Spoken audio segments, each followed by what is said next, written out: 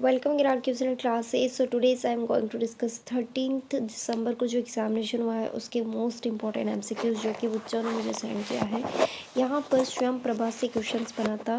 Questions यहाँ पे बना था तो चैनल्स के बारे में पूछा गया था। तो मैं आपको बता दूं कि यहाँ पे स्वयं प्रभा के जो चैनल ग्रुप है वो है 40 DTO चैनल। स्टार्टिंग में 32 थे, फिर बढ़ के 35 हुए, फिर उसके बाद में 40 हुए, है ना, आपको सभी को पता है।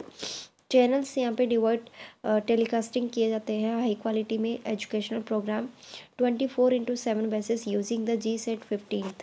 ओके, तो यहाँ से ऑलरेडी क्वेश्चन पूछा जा चुका है यूजीसी नेट में। यहाँ पे आज इस बार इस टॉपिक से क्वेश्चन पूछा गया है, ठीक है ना। अगर आप best of the best study करना चाहते हो तो आप हमारे नोट्स परचेज कर सकते हो, वो भी 1 डे डिस्काउंट ऑफर के साथ में मिल रहा है, आपको बेनिफिट लीजिए। और मैं आपको बता दूं कि जितने भी क्वेश्चंस पूछे गए हैं हमारे नोट्स में से ही पूछे गए हैं। अगर आप ये क्विक मतलब कि ऐसे नोट्स बनाए हुए हैं जो क्विक रिवीजन आपका हो सकता है, मतलब कि लास्ट टाइम पे भी अगर आप पढ़ रहे हो तो आपका 100% है कि यूजीसी नेट क्वालिफाइंग हो जाएगा।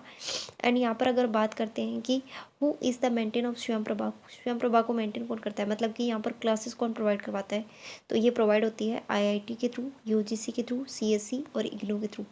अब मैं आपको क्लियर कर देती हूँ कि यहाँ से फुल फॉर्म पूछी जाती है, और प्लस इसका इस्टेब्लिशमेंट ईयर भी पूछा जाता है, तो इन दोनों का आपको ध्यान रखना है। नेक्स्ट इन्फ्लुबनेट, इसका आपको बताना है कमेंट बॉक्स में कि इसका जो फुल फॉर्म होता है वो क्या होता है, क्योंकि हर बार पूछा गया है और पहले भी पूछा जा चुका है और आने वाले अपकमिंग एग्जामिनेशन में पूछा जा सकता है। नेक्स्ट अगर बात करें तो स्वयं के लास्ट 2020 से लेकर 2023 22-23 में अभी पूछा जा रहा है।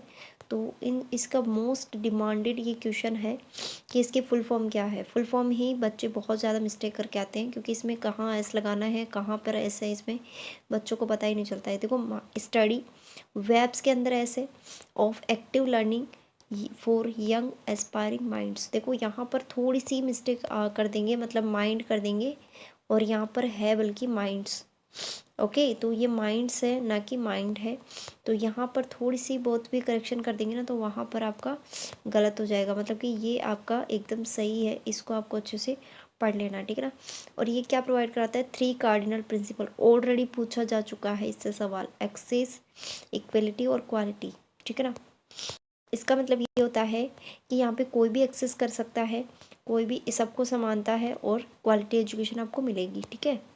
स्वयं की अगर आप यहाँ पे एनरोलमेंट कराते हो तो आपको सर्टिफिकेट भी दिया जाएगा। सर्टिफिकेट कब मिलेगा, जब आप थोड़ा सा नॉमिनल पेमेंट कर देते हो, यानी कि अगर मान लो 1000 आपका पेमेंट है यहाँ पे, तो आप ये पेमेंट करोगे तभी आपको यहाँ पे सर्टिफिकेट दिया जाएगा, मतलब कि आपने यहाँ से ये कोर्सेज कंप्लीट किया है। कोर्सेज आपका वैलिड रहता है, क्या रहता है, वैलिड रहता है। लगातार मॉन्ट्रियल प्रोटोकॉल, क्योटो प्रोटोकॉल, और अब आने वाली जो एग्ज़ाम है उसके अंदर अर्थ समिट के बारे में पूछा जा सकता है। तो यहाँ पे देखो, मॉन्ट्रियल प्रोटोकॉल के बारे में यहाँ पे सवाल पुटअप हुआ है। सो ये कब लाया गया था, 1987 में। लेकिन क्यों लाया गया था, ओजोन लेयर को जो डिप्लेशन हो रहा था उसको यहाँ पे सेव रखने के लिए या प्रोटेक्शन देने के लिए इसको लाया गया था, इस एग्रीमेंट को किया गया था, ये इंटरनेशनल ट्रीटी है। ओके, मैं आपसे कह रही हूँ कि जितनी भी फुल फॉर्म्स है वो आप अच्छे से पढ़ लो, अगर आपके पास नहीं है तो नोट्स बाय कर लो, बहुत ही कम प्राइस में आपको नोट्स मिल जाएंगे। 1992 United Nations framework conventions on climate change, UNFCCC की फुल फॉर्म है, और आप हमारा ज्वाइन कर सकते हो टेलीग्राम, वहाँ पर मैं आपको वीडियो की लिंक भी प्रोवाइड करवा देती हूँ। नेक्स्ट अगर बात करें कि what was the main objective क्या है मॉन्ट्रियल प्रोटोकॉल की, तो यहाँ पर ओजोन लेयर को, यहाँ पर मेन ऑब्जेक्टिव तो इसका यही है कि ozone layer is the main M of the Montreal protocol, यानी कि ओजोन लेयर को प्रोटेक्शन देना, दैट इज़ मेन रीज़न या मेन इसका एम है। एंड ये इंटरनेशनल ट्रीटी है और जो कि अडॉप्ट की गई थी 16 सितंबर 1987। अब आपको मुझे बताना है कि ओजोन डे जो है वो कब ऑब्जर्व किया जाता है, तो मैं आपको बता देती हूँ 16 सितंबर को ओजोन डे ऑब्जर्व किया जाता है। अब आपको और डे से रिलेटेड भी पूछा जा सकता है, योगा डे पूछा जा सकता है, इन्वायरमेंट डे, वाटर डे, ठीक है, और वुमेन डे, ये सब पूछा जा सकता है। तो आपको क्या करना है, इसका ध्यान रखना है। बात कर लेते हैं कि रिसेंटली जो कॉन्फ्रेंस हुई है COP28 जो कि अभी अभी हुई है दिसंबर में, तो ये कहाँ हुई थी? दुबई के अंदर। This is the star mark कर लेना, ये मोस्ट इम्पॉर्टेंट टॉपिक है, यहाँ से भी पूछा जा सकता है। जो लास्ट ईयर में की गई थी वो कहाँ हुई थी? इजिप्ट में हुई थी 2022 में। आपको बताना है कि इंडिया के अंदर कौन सा कॉप हुआ था, मतलब कि इंडिया के अंदर हुआ था 08। ये जो यहाँ पर COP8 है ये इंडिया के अंदर हुआ था, जो कि 23 अक्टूबर से लेकर 1 नवंबर 2002 तक। ठीक है। COP3 भी इम्पोर्टेंट है क्योंकि COP3 है वो क्योटो प्रोटोकॉल में हुई थी 1 दिसंबर टू 10 दिसंबर के बीच में 1997 के अंदर। फ्रेंड्स ने ये नंबर सीरीज सेंड की है, यहाँ पर पॉइंट नहीं है, यहाँ पे कॉमा है। तो देखो ये डबल सीरीज चल रही है। यहाँ पे 2 के बाद में क्या आता है 3, 3 के बाद में क्या आता है 4, 4 के बाद में क्या आता है 5, 5 के बाद में क्या आता है 6, 6 के बाद में क्या आता है 7। यहाँ से ऐसे 2 के बाद में सॉरी यहाँ पे 5 के बाद में 2 प्लस करने पर 7, 7 के बाद में 2 प्लस करने पर 9। यहाँ पे 2 2 का एडिशन चल रहा है और यहाँ पे 1 1 का एडिशन चल रहा है। तो यहाँ पे इसका आंसर आ गया 7। अगर 2 डिजिट में होगा इसका आंसर तो 7 और 15 होगा। That is right answer. And classical square पे क्वेश्चन था जो कि बहुत ही घुमा फिरा के क्वेश्चन दिया हुआ था, स्टूडेंट्स को नहीं समझ में आ रहा था कि क्या क्वेश्चन है।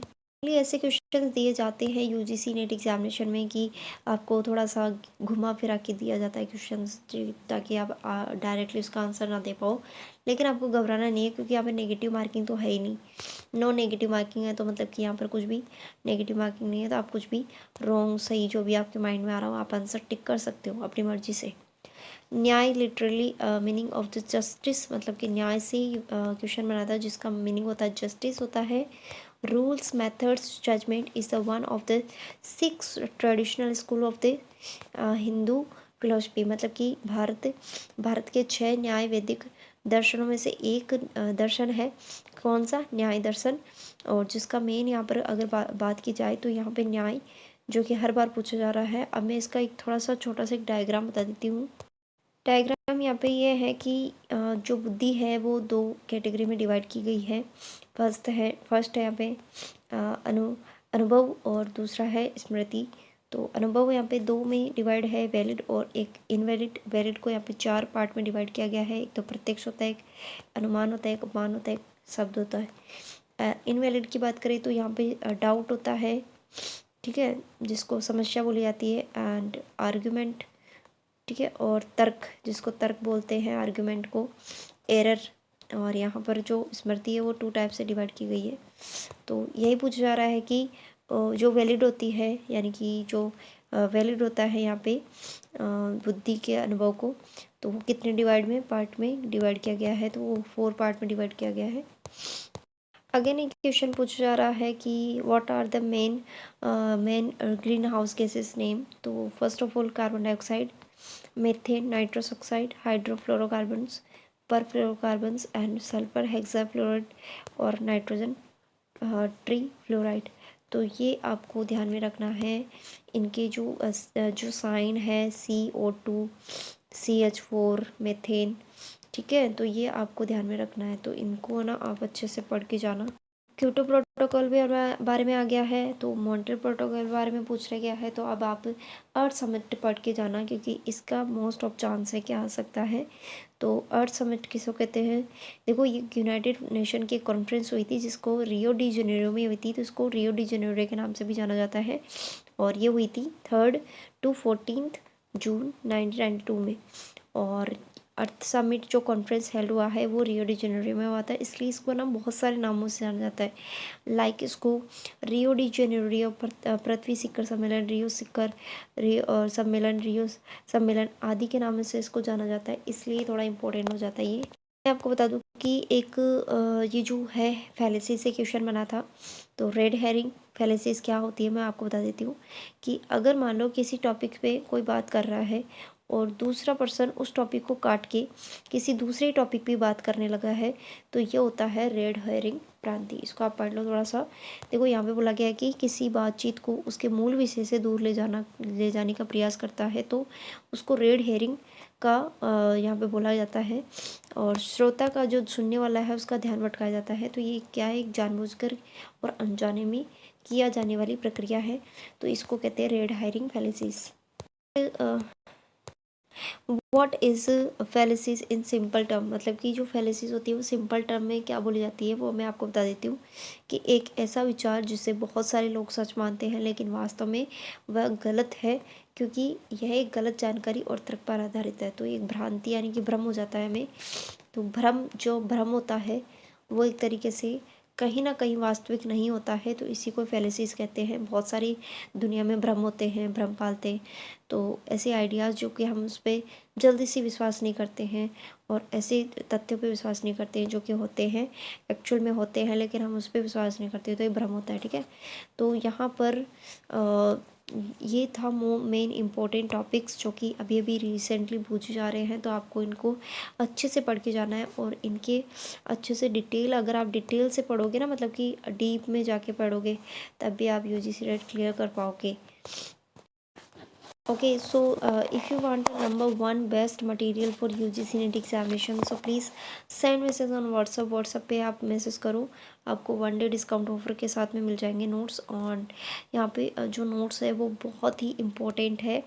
अगर आप लास्ट टाइम पे प्रिपरेशन कर रहे हो तो उसके लिए भी इम्पोर्टेंट है, और बहुत ही एक तरीके से कह सकते हैं कि टू द पॉइंट नोट्स बनाए हुए हैं, वो भी हैंड रिटन नोट्स, अलग एक एक टॉपिक को देखते हुए। तो इसमें से आप बाय कर सकते हो। और यहाँ पर सभी के नोट्स अवेलेबल है, लाइक दैट जनरल पेपर हो गया, कॉमर्स हो गया, मैनेजमेंट, इकोनॉमिक्स, लेबर वेलफेयर। ठीक है, तो इन सब के नोट्स अवेलेबल है। Thank you so much for watching this video. मिलते हैं नेक्स्ट वीडियो में नेक्स्ट अपडेट के साथ में। कल जो एग्ज़ाम होगा उसके बारे में डिस्कशन करेंगे। Thank you so much.